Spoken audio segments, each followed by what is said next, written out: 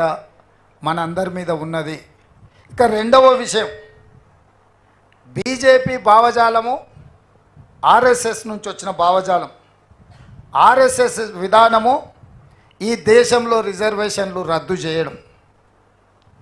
Bharatiya Janata party విధానము ఈ దేశంలో ఉండే ఎస్సీ, ఎస్టీ, ఓబీసీ, మైనారిటీ రిజర్వేషన్లను రద్దు చేయాలనేది వాళ్ళ విధానం.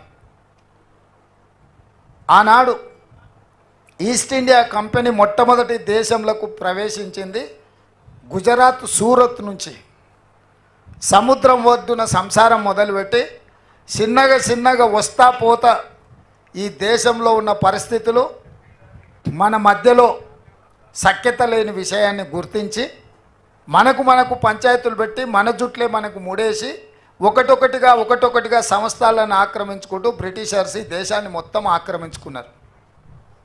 సేమ్ గుజరాత్ సూరత్ నుంచి బయలుదేరిన నరేంద్ర మోడీ, అమిత్ షా గారు కూడా బ్రిటిష్ విధానాన్ని పాటించి అధికారాన్ని ఉపయోగించి మన మధ్యలో ఉండే చిన్న తగాదాలను పెంచి పెద్దవి చేసి ఈ దేశాన్ని ఆక్రమించుకోవాలనుకుంటున్నారు.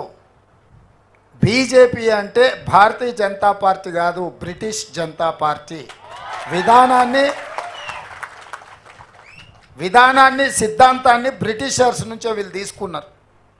అందుకే ఈరోజు వాళ్ళు ఈ రిజర్వేషన్, బ్రిటిషర్స్ ఉన్నప్పుడు కూడా రిజర్వేషన్ లేదు, వాళ్ళ ఆధిపత్యం ఉండేది. వాళ్ళ ఆధిపత్యం కింద వాళ్ళకు అనుకూలంగా పనిచేసిన వాళ్ళకు నజరానాలు ఇచ్చేటోళ్ళు, వాళ్ళను వ్యతిరేకించిన, వాళ్ళని ప్రశ్నించిన, వాళ్ళని శిక్షించేవాళ్ళు. ఇంతకుముందు అందుకే శ్రీరామ్ గారు అడిగినారు, 1920లో ఒకవేళ మీరు పుట్టినుంటే దేశ స్వతంత్రం కోసం కొట్లాడేటోళ్ళ, గాంధీజీతో కలిసి, సుభాష్ చంద్రబోస్తో కలిసి, వల్లభాయ్ పటేల్, జవహర్లాల్ నెహ్రూతో కలిసి దేశ స్వతంత్రం కోసం కొట్లాడేటోళ్ళ అని మీరందరూ ధైర్యంగా చేసి కొట్లాడే వాళ్ళము అన్నారు. మరి బ్రిటిష్ వాళ్ళతోనే కొట్లాడిన మీకు బీజేపీ ఒక లెక్కనా అని వారు ఒక సూటిగా మీకు చెప్పారు. ఇవాళ నేను కూడా మీకు ఇచ్చే సూచన ఒకటే మిత్రులారా, ఇవాళ మన రాష్ట్రం మీద దాడి జరుగుతుంది, మీరు కష్టపడి తెచ్చిన ప్రభుత్వాన్ని కూల్చాలని కుట్రలు జరుగుతున్నాయి. బీజేపీ వాడు బీఆర్ఎస్ వాడు ఎట్లా తయారైందంటే, ఈయన పోతే చాలు ఎవడున్నా సరే ఆయన కాడికి వచ్చాడు. ఎందుకంటే మనం ఉన్నంతసేపు ఆయన ఆటలు సాగవు, ఆయన కథలు చెల్లవు.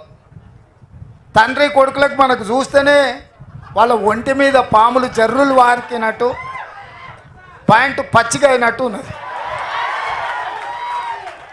అందుకే వాళ్ళు ఎవరితోనైనా కలుస్తారు. నిన్న కూడా కేటీఆర్ అంటున్నాడు, మాకు 12 సీట్లు ఎరిమే ఏడాదిలో ప్రభుత్వం ఎట్లా వస్తుందే, ఎవడు ఈడంతా అల్లాటప్పగా కూర్చొని ఉన్నావు మనం ఈడ, లేకపోతే అయ్య పేరు చెప్పుకోను అమెరికా నుంచి వచ్చినో అని ఏమన్నా వచ్చే కుర్చీలో కూర్చున్నామా? అందుకే అప్రమత్తంగా ఉండాలి, ఈ కుట్రల్ని తిప్పికొట్టాలి. రేపు జరగబోయే పార్లమెంటు ఎన్నికల్లో మీరందరూ లెక్క పక్క 14 లెక్క అనేది అన్నాడు కదా రామ్మోహన్.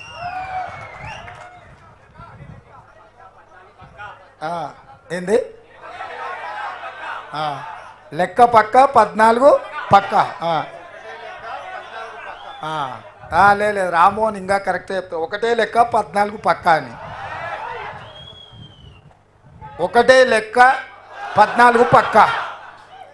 మరి ఇది చెయ్యాలి అని అంటే మొన్నటి ఎన్నికల్లో కష్టపడ్డ అనుభవం, మొన్నటి ఎన్నికల్లో మనం సాధించిన ఫలితాలు, 100 మీటర్స్ రన్నింగ్లో మనం తాడును చేరుకున్న తర్వాత రిలాక్స్ అయిపోయి చిన్నగా ఇట్లూరికి కింద కూర్చుంటాం, ఎందుకంటే మనం రీచ్ అయినామని.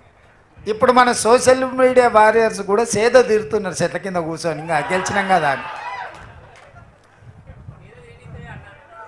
అందుకే ఇప్పుడు మళ్ళీ లేచి అందరి సెలవులు క్యాన్సిల్ అయిపోయినాయి. సైనికులకు యుద్ధ వాతావరణం, యుద్ధ మేఘాలు కమ్ముకున్నప్పుడు సైనికులకు అందరికీ సెలవులు రద్దు చేసి అందరినీ సరిహద్దులకు రమ్మంటారు, అవునా? మీకు కూడా అందరికీ సెలవులు రద్దు అయిపోయినాయి. ఇక అందరు మీరు వచ్చి డ్యూటీ ఎక్కాల్సిందే. ఎక్కడోళ్ళక్కడ ఎక్కడికక్కడ అప్రమత్తంగా భవిష్యత్ కార్యాచరణ తీసుకొని ముందుకు వెళ్ళాలి. ఈ ఎన్నికలు అత్యంత కీలకము. ఈ ఎన్నికల 14 సీట్లు నెగ్గడంతో రాహుల్ గాంధీ ప్రధానమంత్రి కావడమో కాంగ్రెస్ అధికారంలోకి రావడమో కాదు. 75 ఏళ్లలో 50 ఏళ్ల పైన మనమే అధికారం ఉన్నాం. రాహుల్ గాంధీ గారు ముత్తాత, నాయనమ్మ, నాయన అందరు ప్రధానమంత్రి పదవులు చూసారు. స్వతంత్రం వచ్చినప్పటి నుంచి సొంత ఇల్లు లేకుంటే ప్రభుత్వ బంగళాలనే ప్రధానమంత్రులుగానే వాళ్ళు ఉన్నారు. వాళ్ళకి పదవి కొత్త కాదు. కానీ ఎన్నికల గెలుపు ఎందుకు కీలకం అంటే ఈసారి బీజేపీ వాళ్ళు అడుగుతున్న 400 సీట్లు వస్తే రాజ్యాంగంలో సమూలమైన మార్పులు తీసుకొచ్చి రిజర్వేషన్లు రద్దు చేయాలని కుట్ర జరుగుతుంది. వాళ్ళు గతంలో త్రిపుల్ తలాక్ కావచ్చు, సిటిజన్ అమెండ్మెంట్ యాక్ట్ కావచ్చు, యూనిఫామ్ సివిల్ కోడ్ కావచ్చు, 370 ఆర్టికల్ కావచ్చు, నోట్ల రద్దు కావచ్చు, జిఎస్టీ కావచ్చు, రైతు వ్యతిరేక నల్ల చట్టాలు కావచ్చు, ఇట్లా ప్రతిదీ ప్రతిపక్షాలన్నీ వ్యతిరేకిస్తున్నా సింపుల్ మెజారిటీతోని పాస్ చేయొచ్చు కాబట్టి